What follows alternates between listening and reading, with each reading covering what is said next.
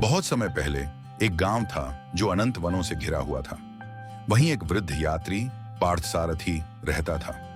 उसने संसार को देखा था, उसकी अशांति, उसका शोर, उसकी कठिनाइयां। लेकिन अब वह किसी और चीज की तलाश में था, आंतरिक शांति। एक युवा महिला मीरा चिंतित अवस्था में पार्थसारथी के पास आती है और व्याकुल होकर पूछती है, हे ज्ञानी यात्री, मैंने आपके बारे में सुना है। मुझे आपकी मार्गदर्शन की आवश्यकता है। मेरा जीवन भ्रम से भरा हुआ है और लाख कोशिशों के बावजूद मुझे शांति नहीं मिल रही। पार्थसारथी अपनी आंखें खोलता है और सामने बहती नदी की ओर इशारा करता है और पूछते हैं, मुझे बताओ, तुम्हें क्या दिख रहा है? मीरा गहरी सांस लेते हुए बोलती है, एक नदी निरंतर बह रही है जो कभी नहीं रुकती।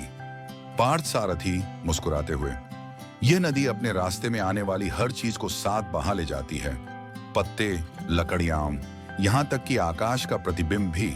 लेकिन यह किसी से भी जुड़ी नहीं रहती।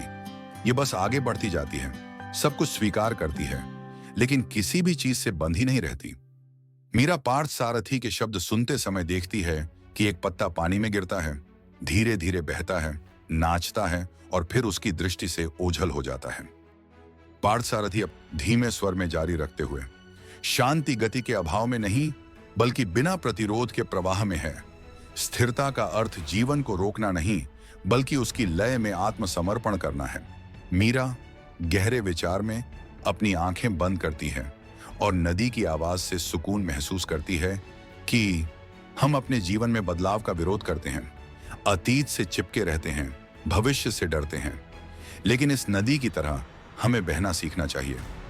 सच्ची बुद्धिमत्ता स्थिरता में है, रुकने में नहीं बल्कि जागरूकता के साथ आगे बढ़ने में, हर क्षण को उसी रूप में स्वीकार करने में।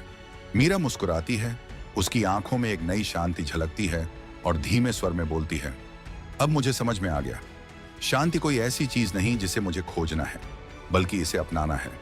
पार्थसारथी मुस्कुराते हुए, और जब तुम शांति को अपनाती हो तब तुम स्वयं शांति बन जाती हो।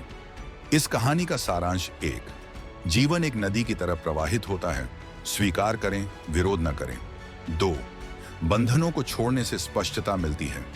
3, स्थिरता रुकने में नहीं बल्कि जीवन के प्रवाह को अपनाने में है। यदि इस कहानी ने आपके हृदय को छुआ हो तो गहरी सांस लें, अपने चारों ओर की स्थिरता को अपनाएं और अपने भीतर की यात्रा शुरू करें। यदि आपको इस कहानी में ज्ञान मिला तो इसे किसी ऐसे व्यक्ति के साथ शेयर करें जिसे यह सुनने की जरूरत है। इस वीडियो को लाइक करें, हमारे चैनल को सब्सक्राइब करें और शांति का यह संदेश फैलाएं। सजग रहें, वर्तमान में रहें और नदी की तरह बहते रहें। धन्यवाद।